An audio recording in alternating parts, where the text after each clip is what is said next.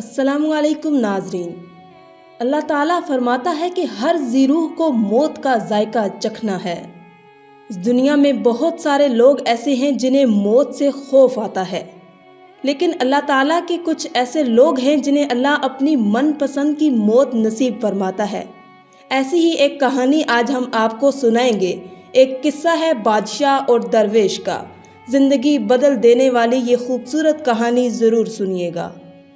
ایک بادشاہ کا ارادہ اپنی مملکت کی زمین دیکھنے اور اپنی رعایا کا حال دریافت کرنے کا ہوا۔ بادشاہ کے لیے شاہانہ جوڑا لایا گیا۔ کئی طرح کے جوڑے آئے اور ناپسند کر دیے گئے۔ ایک جوڑا جو پسند آیا وہ زیب تن ہوا۔ پھر سواری کے لیے ایک عمدہ گھوڑا لایا گیا، وہ پسند نہ آیا۔ کئی گھوڑوں کو ناپسند کرنے کے بعد ایک گھوڑا پسند کیا گیا۔ شیطان مردود نے اپنی نحوست اور بھی بادشاہ کے دماغ پر پھونک دی۔ بادشاہ نہایت تکبر سے گھوڑے پر سوار ہوا اور اپنی وسیع فوج کو ساتھ لے کر نکلا۔ راستے میں چلتے چلتے ایک فقیر ملا جس کا حلیہ نہایت ہی خستہ اور کپڑے پھٹے پرانے تھے۔ بادشاہ نے تکبر سے اس کے سلام کا جواب ہی نہ دیا۔ اس فقیر نے بادشاہ کے گھوڑے کی لگام پکڑ لی۔ بادشاہ نے نہایت حقارت سے اسے مخاطب کرتے ہوئے کہا کہ تیری اتنی جرت کیسے ہوئی کہ تم میرے گھوڑے کی لگام پکڑ لے؟ اس نے کہا، اے بادشاہ، مجھے تم سے کام ہے۔ بادشاہ نے کہا، صبر کر، جب میں سواری سے اتروں گا تب کہہ لینا۔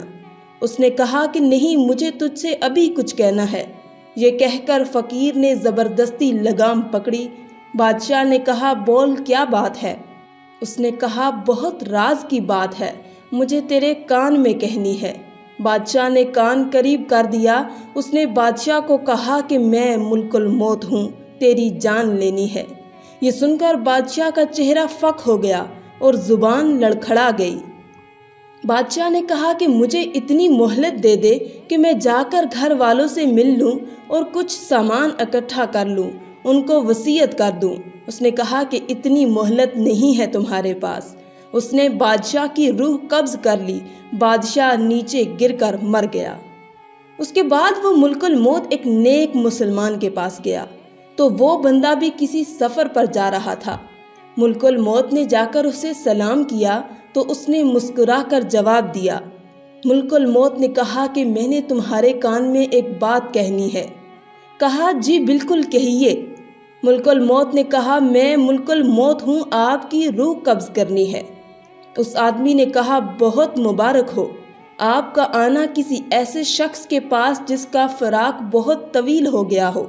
مجھ سے تو جتنے آدمی ملے ہیں ان میں سے کسی سے بھی ملاقات کا اشتیاق نہ تھا جتنا آپ کی ملاقات کا تھا۔ فرشتے نے کہا کہ تم جس کام کے لیے گھر سے نکلے ہو وہ کام جلدی پورا کر لو۔ اس آدمی نے کہا، مجھے اللہ سے ملنے سے محبوب اور کوئی کام نہیں۔ فرشتے نے کہا، تم جس حالت میں مرنا پسند کرتے ہو میں اس حالت میں تمہاری روح قبض کروں گا۔ اس آدمی نے کہا کہ کیا تمہیں اس بات کا اختیار ہے؟ فرشتے نے کہا، اے شخص، مجھے اسی بات کا حکم دیا گیا ہے کہ تمہاری خوشی کو دیکھوں۔ اس آدمی نے کہا کہ اچھا، پھر مجھے وضو کر کے نماز پڑھنے کی مہلت دے دو، اور جب میں سجدے میں جاؤں تو میری روح قبض کر لینا۔ تو فرشتے نے بالکل ایسا ہی کیا۔ جیسے ہی وہ سجدے میں گیا اس کی روح قبض کر لی گئی۔ بات صرف اللہ کے حکم کی تعمیل کی تھی کہ ایک کو بالکل مہلت نہ ملی اور ایک کو اس کی مرضی کی موت نصیب ہوئی۔ ناظرین، موت کو یاد کرنا توبہ کا سبب بنتا ہے۔ اس سے مال میں قناعت نصیب ہوتی ہے، عبادت میں سکون اور اطمینان ملتا ہے۔ موت سے غفلت گناہوں کے ارتکاب کا باعث ہوتی ہے۔ انسان کی ہوس دنیا میں اضافہ ہوتا ہے۔